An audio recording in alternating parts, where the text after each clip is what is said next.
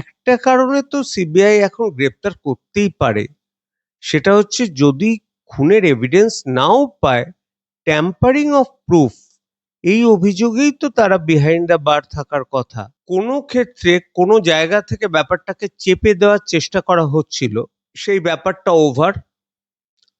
এখন নতুন ভাবে ইনভেস্টিগেট করলে আমার মনে হয় নতুন তথ্য বেরিয়ে আসবে এবং অ্যাটলিস্ট দোষী কে, দোষীর মাথা কে জানা যাবে। এই যে মানে আগে আমরা সোনা ভরিতে মাপতাম, এখন কি সোনা কেজিতে মাপা হয় দেখছি। কোনো একজনের বাড়ি থেকে কেজি কেজি সোনা পাওয়া যাচ্ছে। তার মানে সমস্ত রাষ্ট্রযন্ত্রটা ইউজ করা হয়েছিল দুর্নীতিটাকে সাপোর্ট করার জন্য।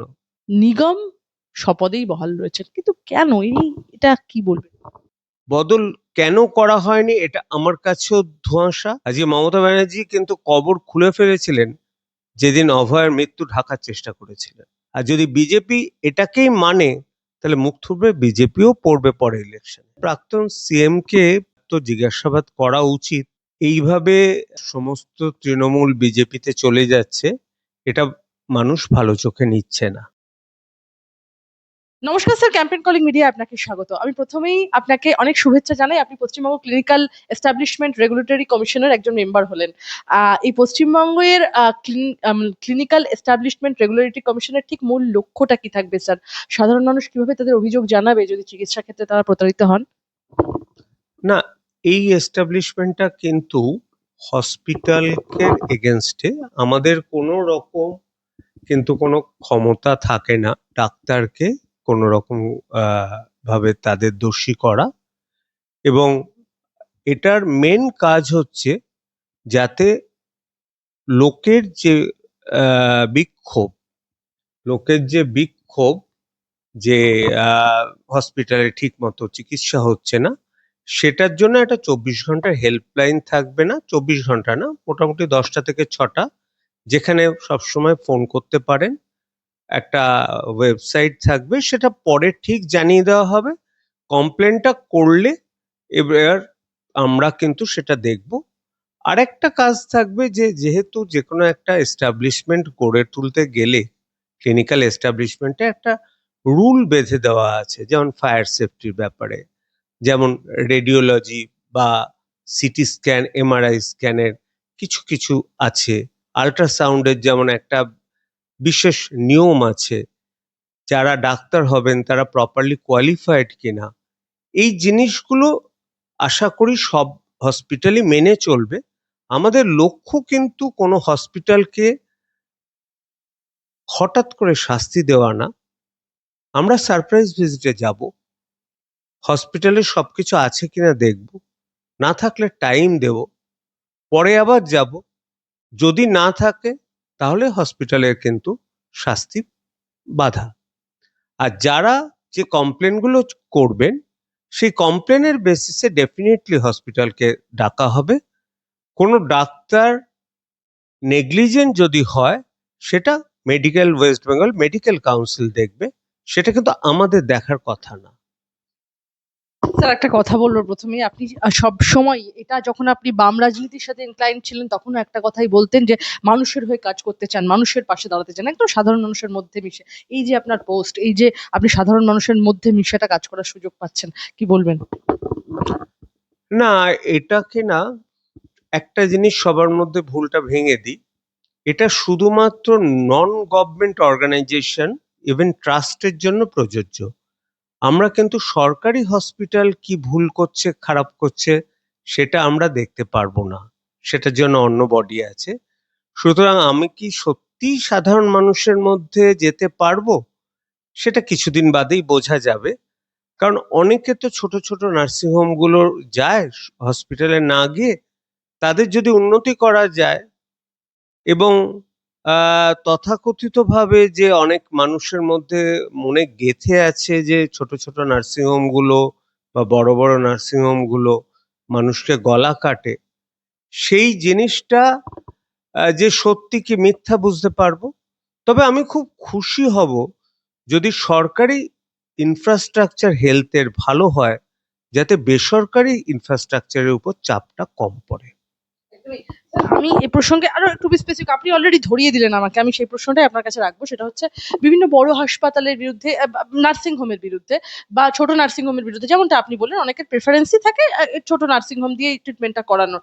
সেখানে এই যে অভিযোগ ওঠে বিল বাড়ানো, এই গলা কাটার বিষয়টা একদম থেকে শুরু করে ভুল চিকিৎসা, সেক্ষেত্রেও কি কমিশন তাদের অভিযোগ শুনে ব্যবস্থা নেবে? না, না, অভিযোগ করলে তো অভিযোগ শুনতে বাধ্য আমরা। ইনফ্যাক্ট নাম্বার অফ কমপ্লেন্ট কিন্তু গত ৩ বছরে বা গত ৪ বছরে ২০১৭ থেকে যা এসছে খুব একটা বেশি না, সত্যিই কম। কালকে যদি জাস্টিস বাসুর আপনারা কথাটা শুনে থাকেন যে ধরুন পশ্চিমবঙ্গে এতগুলো বেসরকারি জায়গা রয়েছে, তাতে কমপ্লেন কেন ৪,০০০-৫,০০০ ঘরে থাকবে মাসে? ৪০-৫০ হাজার কমপ্লেন থাকার কথা। সেইগুলো বদলে এত কম কেন? তার মানে অনেকে ওয়াকিবহাল নয়। তারা চায় তাৎক্ষণিক একটা ব্যবস্থা ভাঙচুর হসপিটালে হয়। মূল উদ্দেশ্য কিন্তু হসপিটালে ভাঙচুর করে আপনাদের কোনো লাভ হবে না, কিন্তু রুগীরও ভবিষ্যতে লাভ হবে না। আপনারা কমপ্লেন করুন এবং আমরা সেটা চেষ্টা করব অবশ্যই, আমাদের চেয়ারম্যান যেভাবে আমাদের বলবেন, এবং চেষ্টা করব প্রবলেমটাকে সলভ করে আর আপনাদের যাতে রিপিটেড এই অসুবিধাগুলো না হয়। কিছু ভুল ভ্রান্তি যেমন ট্রান্সপারেন্সি বিলের, এইগুলোর ব্যাপারে পরে আমরা সব বলে দেব। এক্ষুনি সবকিছু বলার মতো অবস্থায় আসেনি। স্যার এবার আসি একটু অন্য প্রসঙ্গে। আজ অভয়ার মৃত্যুদিন ২ বছর হলো। এখনো অবধি আসল অপরাধী কারা তা ধরা গেল না। কেন একজন সেই সঞ্জয় রায়কেই বলির বাকরা বানানো হলো বলে আপনি মনে করেন আজকের দিনে দাঁড়িয়েও স্যার? আসলে আমি যদি ২ বছর আগে সেই সময়টা চলে যাই, রাষ্ট্রের মৃত্যুর রাষ্ট্র দায়ী আমাদের অভয়ের মৃত্যুর জন্য। এবং যদি কোনো রাজ্যের তৎকালীন মুখ্যমন্ত্রী, মুখ্য সচিব সবাই দায়িত্ব নিয়ে সমস্ত এভিডেন্স লোপাট করে, তাহলে কিন্তু ভীষণ ডিফিকাল্ট। কিন্তু আমি আশাবাদী এই কারণে, নতুন সরকার যে পদক্ষেপ নিয়েছে সেই পদক্ষেপে কাজ হবে। দেরিতে হবে, কিন্তু হবে। কারণ আমরা সবসময় দেখি বললেই বিচার, যেমন খাপ পঞ্চায়েত সংবাদ মাধ্যম মাঝে মাঝে করে, এটা কিন্তু সেভাবে নয়। এবং শিয়ালদা কোর্টের আদালতে রায় স্পষ্টে স্পষ্টে বলেছে যেখানে অনেক কিছু আছে যেটা বার করা যায়, এবং স্বাস্থ্য মন্ত্রকও নিজে উদ্যোগ নিয়েছে যাতে এটা বার হবে। আমি বিচার ব্যবস্থার উপর আশাবাদী। বিচার একটু বিলম্বিত হতে পারে, কিন্তু বিচার ঠিক আসবে। 9th আগস্ট ২০২৪ সাল, যে রাতে তরুণী চিকিৎসক ধর্ষণ এবং খুনের শিকার হয়েছিলেন, সেদিন কিন্তু ওর সঙ্গে যারা ডিনার করেছিলেন, ডিউটি করেছিলেন, সকলকে তলব করা হবে। ওই মৃত্যুর ঘটনার পর যারা আর্জি করে এসেছিলেন, সিসিটিভিতে যাদের দেখা গিয়েছে, সকলকে তলব করা হবে বলে জানিয়েছেন ইতিমধ্যেই স্বাস্থ্যমন্ত্রী ডক্টর শরদত্ত মুখোপাধ্যায়।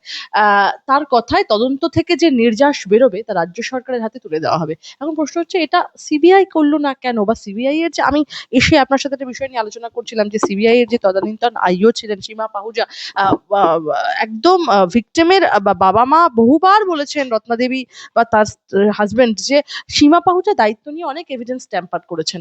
এই যে সিবিআই এর যে ভূমিকা, যেটা আজকে ডক্টর শরদত্ত মুখোপাধ্যায় বলছেন এই বিষয়গুলোকে স্ক্রুটিনাইজ করা হবে, প্রশ্ন হচ্ছে স্যার সিবিআই এটা করলো না কেন বলে আপনার ব্যক্তিগত অভিমত? সেটা আমার কাছেও একটু দ্বন্দ্বের ব্যাপার। কারণ সেই সময় একটা বিশেষ দল থেকে বলা হচ্ছিল যে এই দুটো দলের মধ্যে ষাট আছে, ষাট তো নেই দেখাই গেল। সুতরাং কোনো ক্ষেত্রে কোনো জায়গা থেকে ব্যাপারটাকে চেপে দেওয়ার চেষ্টা করা হচ্ছিল। আহ, সেই ব্যাপারটা ওভার। এখন নতুন ভাবে ইনভেস্টিগেট করলে আমার মনে হয় নতুন তথ্য বেরিয়ে আসবে, এবং অ্যাটলিস্ট দোষী কে, দোষীর মাথা কে জানা যাবে। আর অন্তত একটা কারণে তো সিবিআই এখন গ্রেপ্তার করতেই পারে, সেটা হচ্ছে যদি খুনের এভিডেন্স নাও পায়, ট্যাম্পারিং অফ প্রুফ এই অভিযোগেই তো তারা বিহাইন্ড দ্য বার থাকার কথা। সুতরাং নতুন সরকার যখন দায়িত্ব নিয়েছে, এত কাজ ফেলে গেছে আগের সরকার, আপনি ভাবুন তো দেখি। এই যে মানে আগে আমরা সোনা ভরিতে মাপতাম, এখন কি সোনা কেজিতে মাপা হয় দেখছি। কোনো একজনের বাড়ি থেকে কেজি কেজি সোনা পাওয়া যাচ্ছে। তার মানে সমস্ত রাষ্ট্রযন্ত্রটা ইউজ করা হয়েছিল দুর্নীতিটাকে সাপোর্ট করার জন্য। এই দুর্নীতিটা সাপোর্ট করে নতুন বাংলায় এসে তার পুরো ব্যাপারটা ফিরিয়ে আনা এত সহজ নয়। বাইরে থেকে বলা খুব সহজ, কিন্তু তখনই সে বলতে পারবে যদি সিস্টেমের মধ্যে কাজ করে দুর্নীতিকে উদ্ধার করা যায়। আমার ডক্টর শারদ দত্তের উপর পুরো বিশ্বাস আছে, আমাদের বর্তমান সিএম এর উপর পুরো বিশ্বাস আছে, বিচার ব্যবস্থার উপর আমার পুরো বিশ্বাস আছে যে বিচার অভয়ার আমরা পাবই। সেটা কিন্তু চেঁচামেচি করে, চিৎকার করে, বাইরে পথনাটিকা করে হবে না। ওটাতে টেলিভিশনের একটু আপনার মুখটা দেখা যাবে, একটু টিআরপি হয়তো বাড়তে পারে আপনার নিজের, কিন্তু বিচার আমাদের ছিনিয়ে আনতে হবে এবং এটার জন্য আমরা প্রত্যেক ডাক্তার দৃঢ় প্রতিজ্ঞ। মমতা বন্দ্যোপাধ্যায় কিন্তু এর আগে যিনি স্বাস্থ্য সচিব ছিলেন তদানীন্তন, নারায়ণ স্বরূপ নিগম, সেই নারায়ণ স্বরূপ নিগমকে কিন্তু তিনি অপসারণ কখনোই করেননি। পালাবদলের পরে আর.জি.কর কাণ্ডে প্রশাসনের বেশ কয়েকজন মুখ নতুন সরকারের চক্ষুশূল হয়েছেন। নিগম স্বপদেই বহাল রয়েছেন, কিন্তু কেন এটা কি বলবেন? এটা একমাত্র মন্ত্রীই বলতে পারেন, এটা আমার বলার ব্যাপার না। হয়তো এই কেন নিগম এখনো রয়েছে, হয়তো আহ, এই মুহূর্তে স্কিলটা যে চালানোর, যে আপনি যদি সবাইকে সরিয়ে দেন তাহলে স্বাস্থ্য ব্যবস্থাটা এত ফাইন অ্যান্ড টাচি, মানুষের কাছে এত সেন্সিটিভ, সেটাতে হয়তো আঘাত লাগবে, এটা আমার মনে হয়। পুরো ব্যাপারটা বুঝে নিয়ে তারপর উনি যা বুঝবেন সেটা করবেন।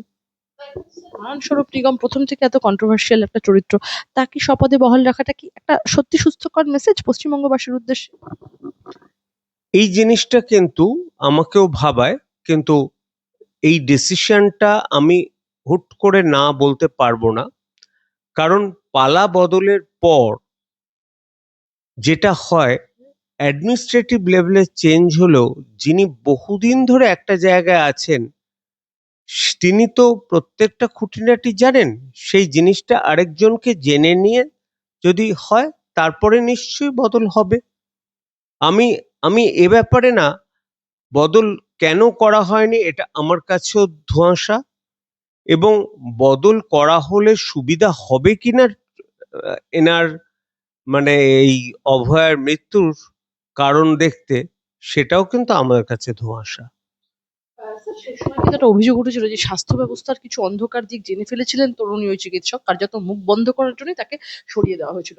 অভয়ার খুনের পর হাসপাতালের ত্রুটি বিচ্যুতি কিভাবে বুঝিয়ে ফেলার চেষ্টা করা হয়েছিল, কারা ছিল তার নেপথ্যে, স্বাস্থ্যমন্ত্রী জানিয়েছেন তদন্তের নয়া ধাপে তাদেরকেও ডাকা হবে। কি বলবেন? অবশ্যই এটা তো আগেই করা উচিত ছিল আগের গভর্নমেন্টের। সেই মুহূর্তে যদি আজকে মমতা ব্যানার্জি সেটা করতেন তাহলে মমতা ব্যানার্জিকে চলে যেতে হতো না। আজকে মমতা ব্যানার্জি কিন্তু কবর খুলে ফেলেছিলেন যেদিন অভয়ার মৃত্যু ঢাকার চেষ্টা করেছিলেন, এবং সেই অভয়ার মৃত্যু ঢাকার চেষ্টা যিনি করেননি সেটা প্রমাণ করার প্রাণপণ প্রচেষ্টা তৃণমূল কংগ্রেস করেছিল, যার জন্য এখন তৃণমূল কংগ্রেস বলে কোনো কিছুর অস্তিত্ব তো নেই। এই যে এই হেলথ ডিপার্টমেন্টের এই এত ত্রুটি বিচ্যুতি, একজনকে প্রাণে পৃথিবী ছেড়ে চলে যেতে হলো। আহ, মানে মোটামুটি আমরা অনেকেই জানি যে কি কি বিষয়গুলো নিয়ে দুর্নীতি হয়েছে বা কিছু, তবুও আপনি কি মনে করেন মানে ঠিক কোন জায়গাটার ত্রুটি বিচ্যুতি তৃণমূল আমলে সব থেকে বেশি ছিল, যা আপনারও মানে চোখে পড়েছে বা বিরক্ত হয়েছেন বিষয়গুলো দেখে সরকারি হাসপাতাল? সেটা এক কথায় দুর্নীতি, যে ইভেন ডেড বডি অবধি পাচার করে দেওয়া হয়েছে, অর্গান মানে ট্রান্সপ্লান্টের ক্ষেত্রে বহু ক্ষেত্রে দুর্নীতি, আর গভর্নমেন্ট হসপিটালে ওষুধের নয়ছয়, আর যে টাকা বরাদ্দ হয়েছে 50% ঢুকেছে কিনা সন্দেহ, বাকি 50% বিভিন্ন লোকের পকেটে ঢুকেছে। এবং এই টাকা নেওয়াটাই না একটা কালচারে গিয়ে দাঁড়িয়েছিল। সে কালচারটা কিন্তু শুধু তৃণমূল আমলে শুরু হয়নি, শুরু হয়েছিল বামফ্রন্টের শেষের দিক থেকেই। টাকা দিতে হবে, টাকা তলায় যাবে, তলা থেকে আস্তে আস্তে আস্তে আস্তে উপরের মহলে চলে যাবে, তবে কাজটা বরাদ্দ পাবে, সেটা স্বাস্থ্য দপ্তর হোক, পূর্ত দপ্তর হোক। সেই দুর্নীতিটাই না লোকে ভেবেছিল নীতি। এই নীতি আর দুর্নীতির মধ্যে তফাৎ করতে পারেনি বলেই মুখ থুবড়ে সিপিএম পড়েছে, মুখ থুবড়ে তৃণমূল কংগ্রেস পড়েছে। আর যদি বিজেপি এটাকেই মানে, তাহলে মুখ থুবড়ে বিজেপিও পড়বে পরে ইলেকশনে। ক্ষুব্ধ হলেন এবার হাইকোর্টের বিচারপতি শম্পা সরকার। তিনি বলছেন সিবিআই এর রিপোর্টেই তথ্য প্রমাণ নষ্ট এবং দেহ টেনে আনার মতো গুরুত্বপূর্ণ তথ্যের উল্লেখ রয়েছে। আগের নির্দেশও সিবিআই ঠিকমতো বুঝতে পারেনি বলে তিনি মন্তব্য করছেন। বিচারপতি নির্দেশ দিচ্ছেন যে ঘটনার দিন রাত থেকে শেষ পর্যন্ত কি ঘটেছিল তা নতুন করে জানতে হবে এবং আগের তদন্ত বাদ দিয়ে নতুন করে তদন্ত করতে হবে। তার প্রশ্ন, এইভাবে কতদিন মামলা বিচারাধীন থাকবে? সকলে বিচার চাইছেন, কতদিন অপেক্ষা করবে? হাইকোর্টের নির্দেশের পরেও প্রয়োজনীয় তদন্ত হচ্ছে না, এর দায়টা ঠিক কার? দায়টা সবে এই গভর্নমেন্ট 90 দিন এসছে, দায়টা ডেফিনেটলি পূর্ববর্তী গভর্নমেন্টের। এই গভর্নমেন্টের তো ফার্স্ট কাজ অভয়ের বিচার নয়, ফার্স্ট কাজ হচ্ছে আইন শৃঙ্খলা ফিরিয়ে আনার। প্রশাসনের কাজ করুক। প্রশাসন দলদাসে পরিণত হবে না। দেখবেন পুলিশ অনেক ক্ষমতা পেয়ে গেছে, অনেক জায়গায় গুন্ডা ট্যাক্স কিন্তু বন্ধ হয়ে গেছে, সেই জন্য একটা বিক্ষোভ তৈরি হয়েছে গুন্ডা ট্যাক্স বন্ধ হয়ে গেছে বলে। আর লোকেরা যারা গুন্ডা ট্যাক্সের উপর ডিপেন্ড করে সংসার চালাতো, তাদের সংসারের টান পড়ছে, তারা প্রাণপণ গুন্ডা ট্যাক্স নেওয়ার চেষ্টা করছে, কি করে গুন্ডা ট্যাক্স নেওয়া যায়।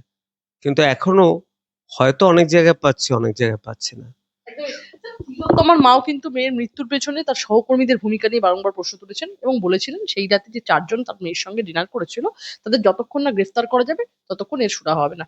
রাতে কেন পোস্টমর্টেম হলো? অনেক জিনিস রয়েছে, সবকিছু খতিয়ে না দেখলে আসল অপরাধীদের ধরা যাবে না। এই রাতে পোস্টমর্টেম করার বিষয়টা আপনাদের মেডিকেল সেক্টরে স্যার কিভাবে দেখা হয়? সত্যি কি কখনো এই প্রভিশন থাকে, রাতে পোস্টমর্টেম করা যায়? খুব একান্ত কোনো এক ভিআইপি ভিভিআইপি সেসবের ক্ষেত্রে আলাদা, আদারওয়াইজ কিন্তু রাতে পোস্টমর্টেম করা যায় না। এবং এত তাড়াতাড়ি এত দ্রুততার সাথে গ্রিন করিডর করে মৃতদেহ পুড়িয়ে দেওয়া যায় না। এবার যিনি মৃতদেহ পুড়িয়ে দিয়েছেন তিনিও তো ওই দলে চলে গেছেন, তার মানে কি ভাবছেন যে তাকে ছেড়ে দেওয়া হবে? ছাড়া ঠিক হবে না, বিচার সেও পাবে এবং সেই বিচারের অপেক্ষায় আমরা রয়েছি এবং সে বিচার হবে বলে আমার বিশ্বাস। সেদিনকে মনিটর করেছিলেন কিন্তু ঘটনা প্রাক্তন মুখ্যমন্ত্রী মমতা বন্দ্যোপাধ্যায় এবং তার ভাইপো আবিশ ব্যানার্জির নাম উঠে এলো। এখনো পর্যন্ত তাকে জিজ্ঞাসাবাদ করা হচ্ছে না, সিবিআই জিজ্ঞাসাবাদ করছে না। আপনি সিবিআই এর কাছে কি আবেদন করবেন এ প্রসঙ্গে? আমার বোধ হয় প্রাক্তন সিএম কে তো জিজ্ঞাসাবাদ করা উচিত, কিন্তু সেটার জন্য বোধহয় কোনো পারমিশন নিতে হয় কোর্টের, আমার ঠিক জানা নেই। তবে নতুন যে তদন্তকারী দল আসবে, আমার আশা আছে যে তারা কিন্তু অভয়ের আসল মাথা কে খুনের সেটা ধরে ফেলবে এবং এটা বড় মাথা না থাকলে বড় মাথা চাপা দেওয়ার চেষ্টা করে না। অবশেষে ভবানী ভবনে কিন্তু হাজিরা দিলেন অভিষেক বন্দ্যোপাধ্যায়ের পিএ আত্মসহায়ক সুমিত রায়। এই সুমিত রায়কে নিয়ে কিন্তু অনেক জলঘোলা হচ্ছিল যে পুলিশ কিন্তু সুমিত রায়কে তার বাড়ির পটুয়াপাড়ায় লাস্ট অভিষেক বন্দ্যোপাধ্যায়ের বাড়িতে তার লাস্ট লোকেশন দেখা গেলেও কিন্তু এতদিন পর্যন্ত একদম তিনি নিখোঁজ ছিলেন বা গা ঢাকা দিয়েছিলেন। অবশেষে কিন্তু ভবানী ভবনে সুমিত রায় এই যে হাজিরা, এতদিন পুলিশই বা খুঁজে পেল না কেন? সুমিত রায়ের জিজ্ঞাসাবাদ থেকে আরো কোনো বড় লিঙ্ক বা তথ্য বেরিয়ে আসতে পারে কি, যা বিপদে পড়তে পারেন যাতে অভিষেক বন্দ্যোপাধ্যায়? দেখা যাক না, তদন্ত সাপেক্ষ তো। আমরা এটুকু বলতে পারি, পশ্চিমবঙ্গবাসী এত দুর্নীতিবাজ সরকার আগে কখনো দেখেনি। আমি বললাম তো, ছত্রে ছত্রে দুর্নীতি, এবং বললাম ষড়রিপুর প্রতিটা রিপুই এই দলের প্রত্যেক নেতার ছিল, খুব দু একজন বাদ দিলে। এই যে সুমিত্রায় অভিষেক বন্দ্যোপাধ্যায়ের হয়ে নাকি বকলমে তিনি রাজ্যটা চালাতেন, একদম তৃণমূলের খোদ কুণাল ঘোষ থেকে শুরু করে একাধিক নেতা এই অভিযোগ কিন্তু সরাসরি টেলিভিশনের পর্দায় করেছেন সাক্ষাৎকার দিতে গিয়ে, যে সুমিত রায় ফ্যান ক্লাব একদম অভিষেক বন্দ্যোপাধ্যায় অব্দি পৌঁছতে গেলে সুমিত রায়ের গেট না টপকে অভিষেক বন্দ্যোপাধ্যায় অব্দি পৌঁছানো যেত না। এত আস্ফালন স্যার সামান্য একজন আত্মসহায়কের, এত স্পর্ধাই বাকি করে কোথাও গিয়ে কি তিনি রাজসাক্ষী হতে পারেন অভিষেক বন্দ্যোপাধ্যায়ের মামলায়? বলা মুশকিল, তবে একটা ব্যাপার এটা আমি দেখেছি, যেই কেউ কোনো ক্ষমতা পেয়ে যায় না, সে ভাবে সেই ক্ষমতাটা তার চিরদিনের। আপনি নিজের পিএকেই যদি একটু বেশি ক্ষমতা দিয়ে ফেলেন, সে কিন্তু মাথায় উঠে চড়ে বসবে। মাঝে মাঝে তাদের নামিয়ে দিতে হয়। সেটা বোধহয় অভিষেক ব্যানার্জি ভুলে গেছিলেন, বা এটা ইচ্ছা করেই করেছিলেন, সেটা সময়ই বলবে। শেষ প্রশ্ন একটাই আপনার কাছে, 2029-এ যদি হুগলির বিজেপি প্রার্থী রচনা ব্যানার্জি, যাদবপুরের বিজেপি প্রার্থী সায়নী ঘোষ এবং কলকাতা উত্তরে সুদীপ বন্দ্যোপাধ্যায়, বোলপুরে শতাব্দী রায়, মেদিনীপুরে জুন মালিয়া, ব্যারাকপুরে পার্থ হয়, তাহলে কি অবস্থা সেদিকেই যাচ্ছে? তাহলে সাধারণ মানুষ বা বিজেপি কর্মীদের মধ্যে এর প্রভাব কি পড়বে? রাজ্যের দায়িত্বপ্রাপ্ত এক কেন্দ্রীয় বিজেপি নেতার কথায় ভালো তৃণমূল বা খারাপ তৃণমূল কথার কথা, আমরা বাংলার হারানো ঐতিহ্য ফিরিয়ে আনতে চাই। এই কাজে সকলকে প্রয়োজন। যদি চিত্রটা এরকম হয় 2029 সালে, বিজেপির নিবেদিত প্রাণ যারা কর্মী ছিলেন, যারা মারা গেলেন, বা এই সমস্ত বিজেপি মনোভাবাপন্ন মানুষের কাছে মেসেজটা কি যাবে স্যার? দেখুন, একজন সাধারণ নিরপেক্ষ মানুষ হিসেবে বলতে পারি, এইভাবে সমস্ত তৃণমূল বিজেপিতে চলে যাচ্ছে, এটা মানুষ ভালো চোখে নিচ্ছে না, এটা উচিত নয়। এটার মধ্যে বিজেপির গেম প্ল্যান আছে, যেটা আমি আপনারা সবাই জানেন, যে লোকসভায় বেশ কয়েকটি ইম্পর্টেন্ট বিল পাশ করাতে হবে, ভারত যাতে শক্তিশালী ঐক্যবদ্ধ হয়, এবং বিজেপির কিছু এমপি দরকার। সুতরাং দরকার হয়ে গেলে, কাজ হয়ে গেলে তাদের ইউটিলাইজ করবে না ছুঁড়ে ফেলে দেবে, সেটা বিজেপি নেতৃত্বই ঠিক করবে।